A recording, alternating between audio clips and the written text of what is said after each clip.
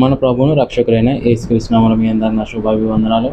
29వ రోజుకి యొక్క అరుణోదయ వాక్య పఠనాన్ని నడిపించిన దేవునికి వేలాది స్తోత్రములు. ఈరోజు ప్రార్థన చేసుకుని ఒక కార్యక్రమం ప్రారంభించుకుందాం. ప్రార్థన.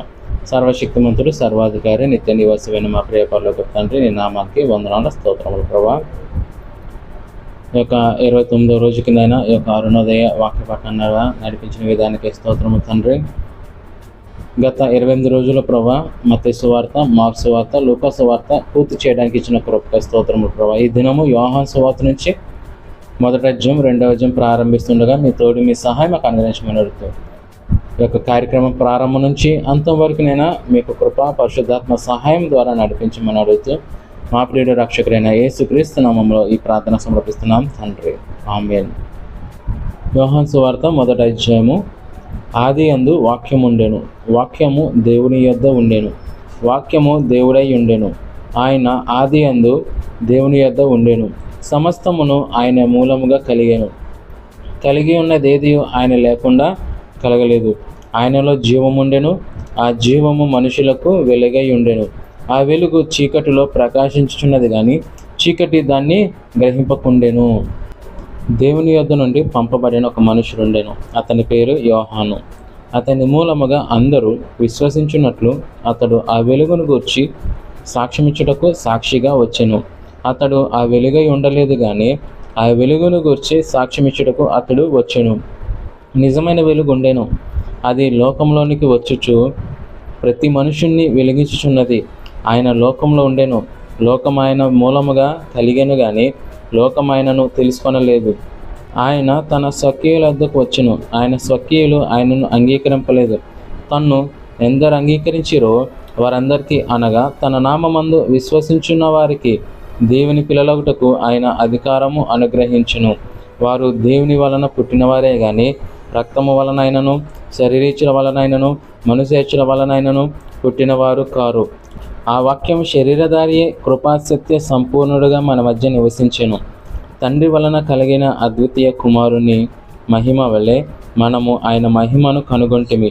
యోహాను ఆయనను గూర్చి సాక్ష్యమిచ్చుచు, నా వెనక వచ్చేవాడు నాకంటే ప్రముఖుడు గనక ఆయన నాకంటే ముందంటి వాడాయననియు, నేను చెప్పినవాడు ఈయనే అనియు ఎలుగెత్తి చెప్పెను.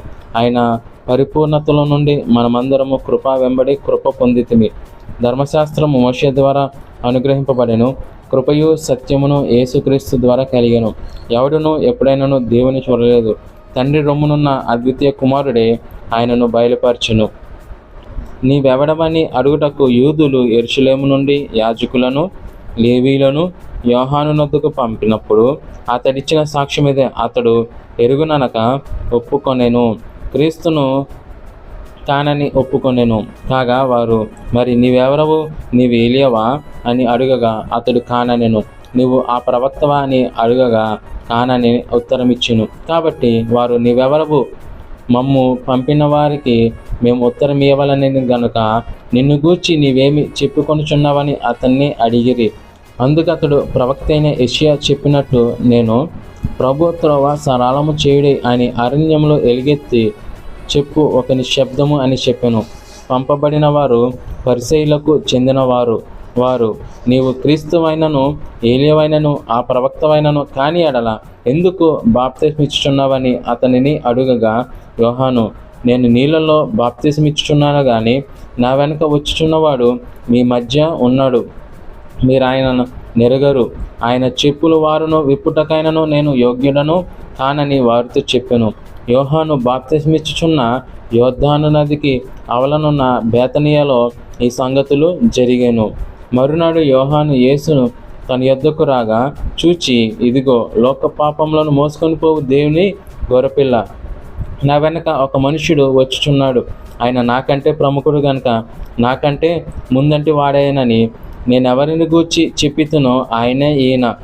నేను ఆయనను ఎరుగనైతిని గాని ఆయన ఇశ్రాయేలుకు ప్రత్యక్షమగుటకు నేను నీళ్ళలో బాప్తిస్మిచ్చుచు వచ్చి తినని చెప్పెను. మరియు యోహాను సాక్ష్యమిచ్చుచు, ఆత్మ పావురం వల్లే ఆకాశం నుండి దిగువచ్చుట చూచి తిని, ఆ ఆత్మ ఆయన మీద నిలిచెను. నేను ఆయనను ఎరుగనైతిని గాని నీళ్ళలో బాప్తిస్మిచ్చుటకు నన్ను పంపినవాడు నీవెవని మీద ఆత్మ దిగివచ్చి నిలుచుట చూతువో ఆయనే పరిశుద్ధాత్మలో బాప్తిస్మిచ్చువాడని నాతో చెప్పెను.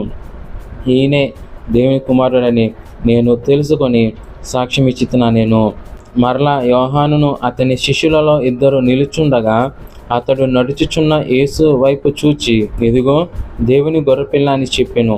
అతడు చెప్పిన మాట ఆ ఇద్దరు శిష్యులు విని యేసును వెంబడించిరి. యేసు వెనుకకు తిరిగి వారు తన్ను వెంబడించుట చూచి, మీరేమి వెతుకుచున్నారని వారిని అడగగా, వారు, రబ్బీ, నీవు ఎక్కడ కాపురం ఉన్నావని ఆయనను అడిగిరి. రబ్బీ అను మాటకు బోధకుడని అర్థము. వచ్చి చూడుడని ఆయన వారితో చెప్పగా, వారు వెళ్ళి ఆయన కాపురమున్న స్థలమును చూచి ఆ దినము ఆయన యొద్ద బస చేసిరి. అప్పుడు పగలు రమారమి 4 గంటల వేళ ఆయను.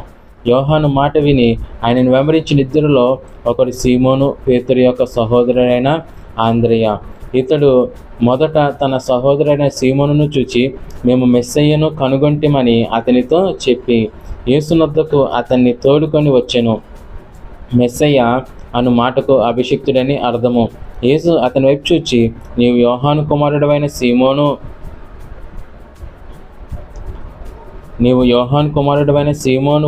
నీవు కేఫా అనబడుదువని చెప్పెను. కేఫా అను మాటకు రాయి అని అర్థము. మరునాడు ఆయన గలిలయకు వెళ్ళగోరి ఫిలిప్పును కనుగొని నన్ను వెంబడించమని అతనితో చెప్పెను. ఫిలిప్పు బెత్సైదా వాడు, అనగా ఆంద్రెయ, పేతురు అను వారి పట్టణపు కాపురస్తుడు. ఫిలిప్పు నతానీయేలును కనుగొని, ధర్మశాస్త్రంలో మోషేయు ప్రవక్తలను ఎవరిని గూర్చి వ్రాసిరో ఆయనను కనుగొంటిమి.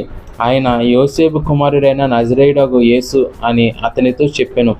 అందుకు నతానీయేలు, నజరేతులో నుండి మంచిదేదైనా రాగలదా అని అతన్ని అడగగా, వచ్చి చూడుమని ఫిలిప్పు అతనితో అనెను. యేసు నతానీయేలు తన యొద్దకు వచ్చుట చూచి, ఇదిగో ఇతడు నిజముగా ఇశ్రాయేలీయుడు, ఇతని యందు ఏ కపటమును లేదని అతని గూర్చి చెప్పెను. నన్ను నీవు ఎలాగూ ఎరుగుదువని నతానీయేలు ఆయనను అడగగా, యేసు, ఫిలిప్పు నిన్ను పిలవకమునుపే నీవు ఆ అంజూరపు చెట్టు క్రింద ఉన్నప్పుడే నిన్ను చూచితినని అతనితో చెప్పెను. నతానీయేలు, బోధకుడా, నీవు దేవుని కుమారుడవు, ఇశ్రాయేలు రాజువని ఆయనకు ఉత్తరమిచ్చెను. అందుకు యేసు, ఆ అంజూరపు చెట్టు క్రింద నిన్ను చూచితినని నేను చెప్పినందువలన నీవు నమ్ముచున్నావా? వీటికంటే గొప్ప కార్యములు చూతువని అతనితో చెప్పెను. మరియు ఆయన, మీరు ఆకాశము తెరవబట్టయు దేవుని దూతలు మనుష్య కుమారుని పైగా ఎక్కుటయును దిగుటయును చూతురని మీతో నిశ్చయముగా చెప్పుచున్నాను. నేను 2వ అధ్యాయము. 3వ దినమున గలిలయలోని కానా అను ఊరిలో ఒక వివాహము జరిగెను. యేసు తల్లి అక్కడ ఉండెను. యేసును ఆయన శిష్యులను ఆ వివాహమునకు పిలువబడిరి.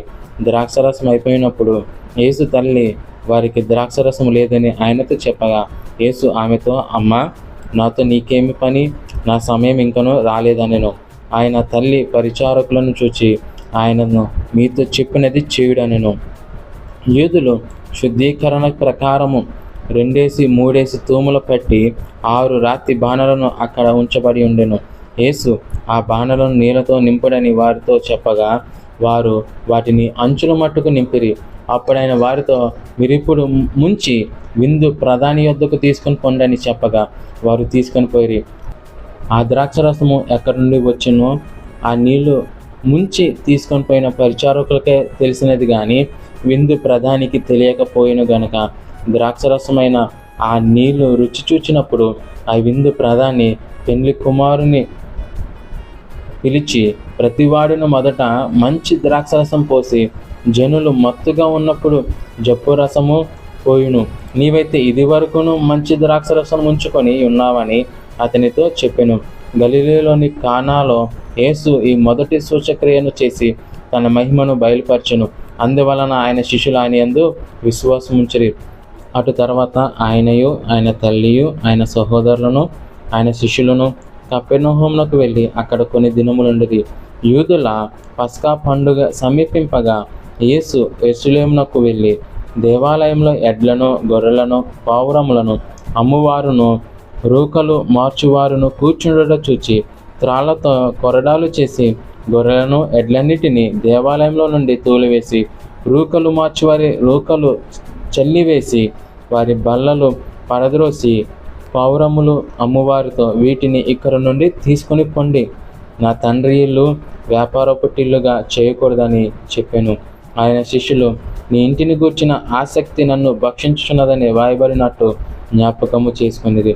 కాబట్టి యూదులు, నువ్వు ఈ కార్యములు చేయుచున్నావే, ఏ సూచక్రియను మాకు చూపెదవని ఆయనను అడుగగా, యేసు, ఈ దేవాలయమును పడగొట్టుడి, 3 దినములలో దాన్ని లేపుదనని వారితో చెప్పాను. యూదులు, ఈ దేవాలయమును 46 సంవత్సరములు కట్టిరే, నీవు 3 దినములలో దాన్ని లేపుదవా అనేది. అయితే ఆయన తన శరీరమును దేవాలయమును గూర్చి ఈ మాట చెప్పెను.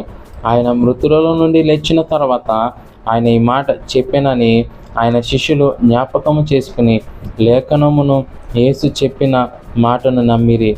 ఆయన పస్కా పండుగ సమయమున యెరూషలేములో ఉండగా, ఆ పండుగలో అనేకులు ఆయన చేసిన సూచక్రియలను చూచి ఆయన నామమందు విశ్వాసముంచిరి.